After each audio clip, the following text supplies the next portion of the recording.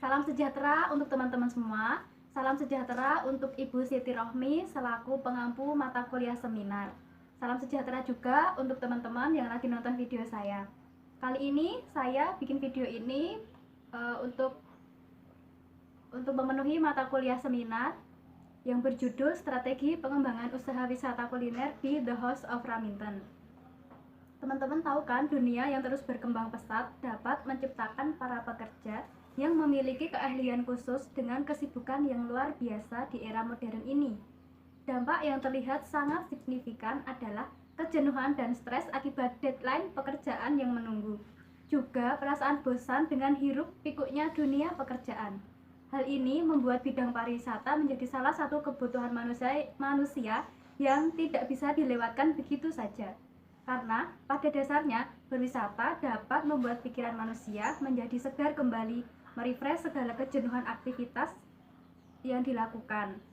Industri pariwisata mempunyai peran yang penting dalam kehidupan manusia. Adanya sarana hiburan dan rekreasi yang tersedia akan menarik minat para pengunjung untuk datang ke objek wisata yang ditawarkan.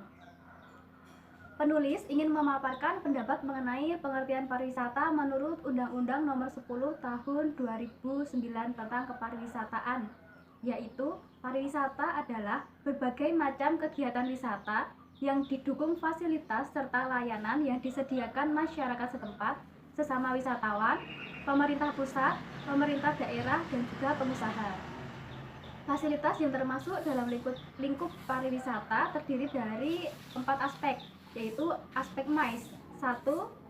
Meeting, insentif, konferensi, dan exhibition. Dunia pariwisata dapat mencakup aspek yang sangat luas. Perusahaan yang bergerak di bidang jasa khususnya kuliner semakin berkembang seiring dengan perkembangan zaman. Dunia kuliner saat ini telah menjadi sasaran empuk bagi para pengusaha. Saat ini ada banyak sekali model usaha kuliner yang bisa kita jumpai, mulai dari usaha yang kecil hingga usaha yang besar. Di kota Yogyakarta ini khususnya ada ratusan perusahaan yang menawarkan berbagai jenis kuliner, mulai dari yang tradisional hingga modern, mulai dari belahan dunia timur hingga barat. Oleh karena banyaknya kompetitor di dunia usaha kuliner, maka perusahaan yang ada seharusnya mampu mempresentasikan sesuatu yang unik dan khas agar konsumen bisa merasakan perbedaan antara perusahaan yang satu dengan yang lainnya. Untuk itu, penulis mengambil sampel penelitian dari The House of Raminten. The House of Raminten menjadi salah satu perusahaan yang bergerak di bidang usaha kuliner. Rumah makan ini hadir dengan konsep yang unik dan memiliki ciri khas tersendiri. The House of Raminten merupakan salah satu rumah makan 24 jam yang berlokasi di Kota Baru, Yogyakarta. Rumah makan ini dibuka pada tanggal 26 Desember 2008 oleh Hamzah Sulaiman. The House of Raminten tidak pernah sepi pengunjung.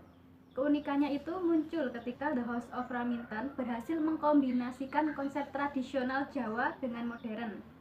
Perpaduan ini menghasilkan citra Jawa tradisional yang modern sebagai identitas perusahaan.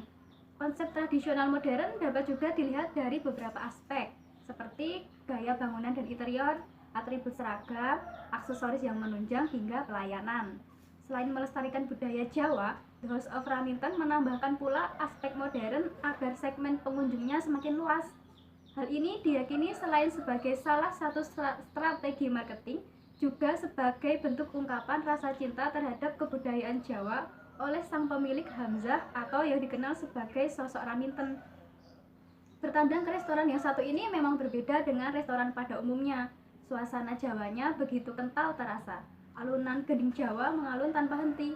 Pelayanan yang mondar-mandir meladeni tamu juga berparas elok dan mengenakan desain pakaian casual yang dikombinasi dengan atribut pakaian Jawa tradisional. Mereka menenteng sebuah handy-talkie untuk berkomunikasi dengan rekan lainnya. Tidak heran karena di sana tempatnya sangat ramai.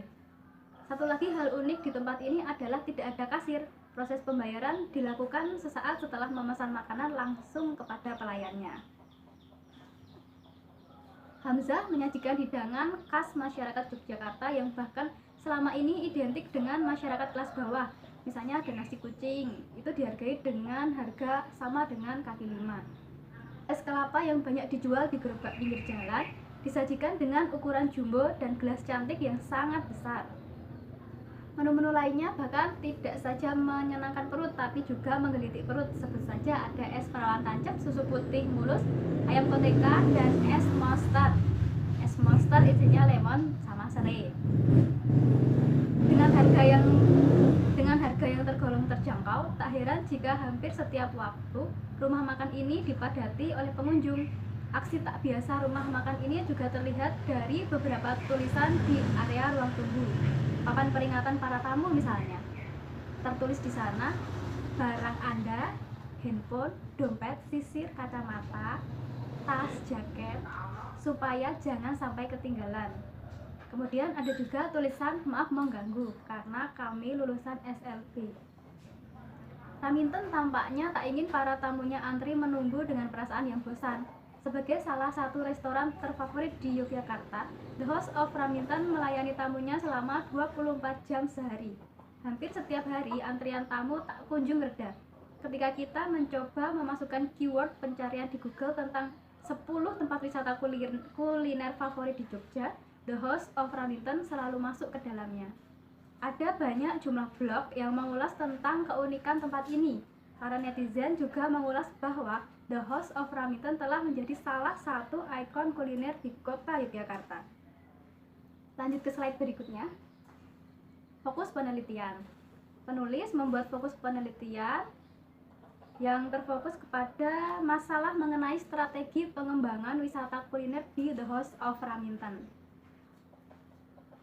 Lanjut, rumusan masalahnya. Saya mengambil dua rumusan. Yang pertama, mengapa The House of Raminten bisa menjadi salah satu ikon kuliner tradisional di kota Yogyakarta. Kemudian yang kedua, bagaimanakah strategi pengembangan di The House of Raminten. Slide berikutnya. Tujuan penelitian. Penelitian ini bertujuan untuk mengetahui strategi guna mengembangkan wisata kuliner di The House of Raminten. Tentunya tidak ada suatu penelitian tanpa adanya manfaat positif bagi orang lain. Manfaat penelitian ini yaitu bagi penulis sendiri. Dengan adanya penelitian ini, wisata kuliner di The House of Raminten, penulis dapat menganalisa mengenai kekurangan dan kelebihan dari kualitas pelayanan di The House of Raminten. Yang kedua, penelitian ini dapat menambah pengetahuan dan wawasan bagi penulis tentang wisata kuliner untuk memperoleh pengalaman dalam menganalisis strategi pengembangan pada The House of Raminten.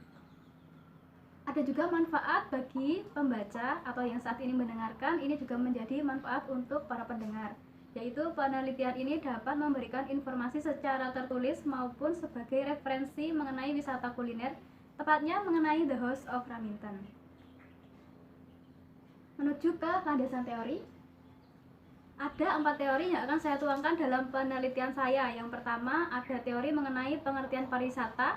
Yang kedua, pengertian wisata. Yang ketiga, pengertian kuliner. Kemudian yang terakhir, pengertian wisata kuliner. Nah, teman-teman pasti sebagian besar udah tahu dan paham tentang pengertian dari keempat hal di atas.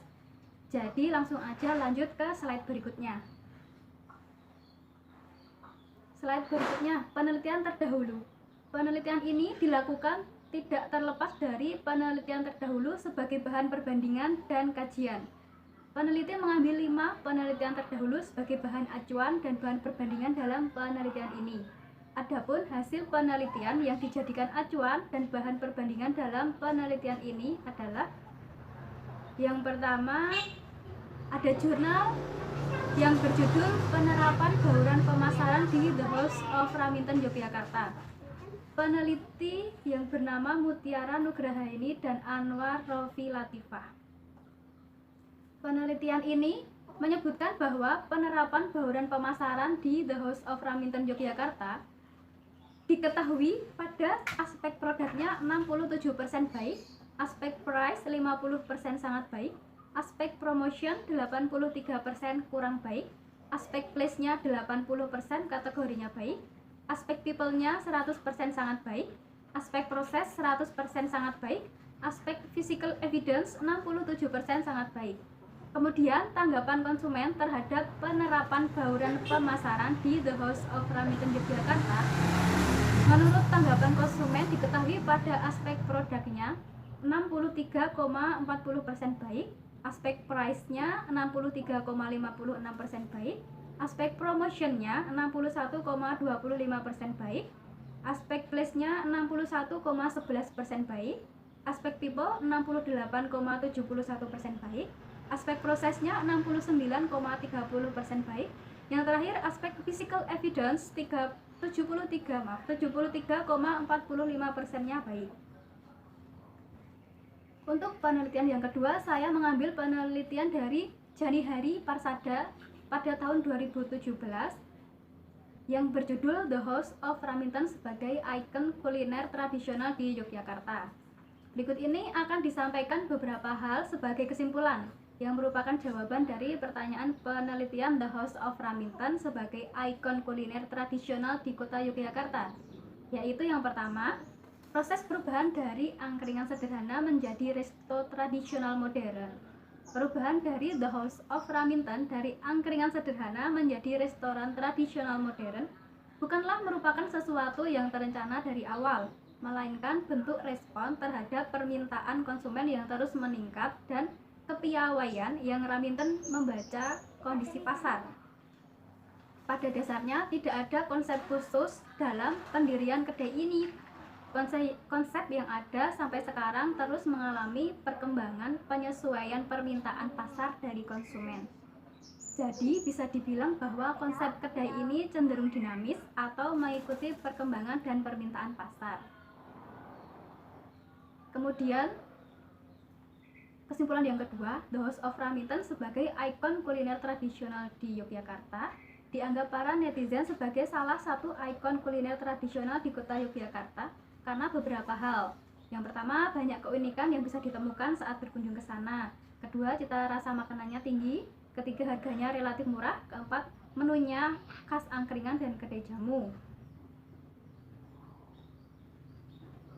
Harga makanan dan minuman yang dijual di The House of Raminten itu tergolong relatif murah.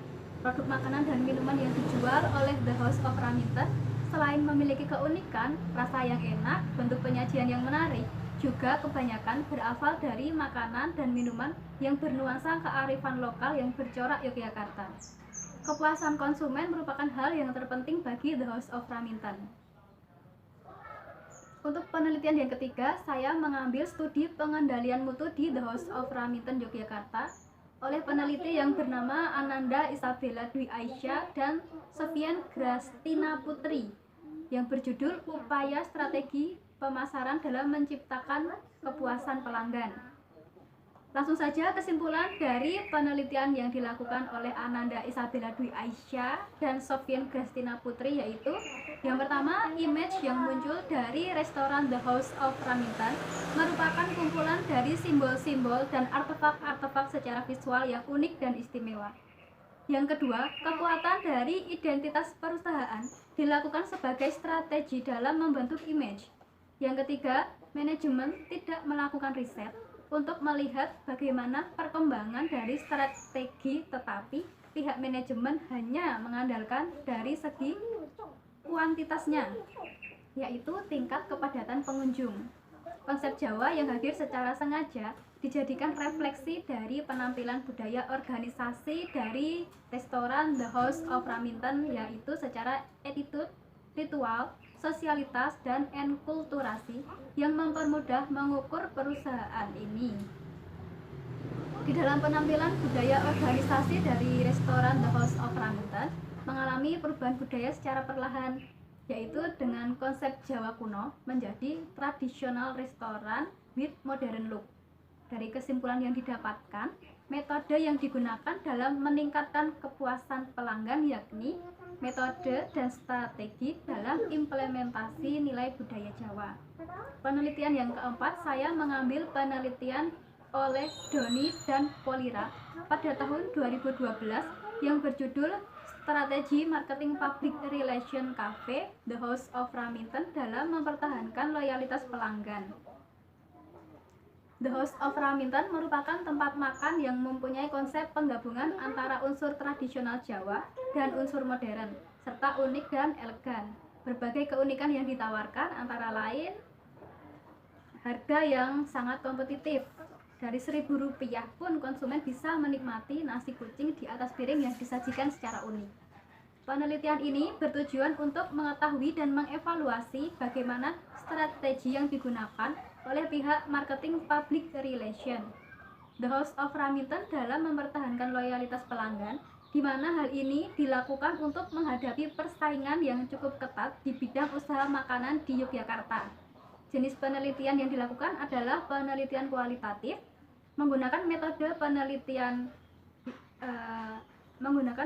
penelitian deskriptif, yaitu penelitian yang berusaha untuk mengembangkan konsep-konsep, menghimpun fakta, tetapi penelitian ini tidak dimaksudkan untuk pengujian hipotesis berdasarkan teori-teori.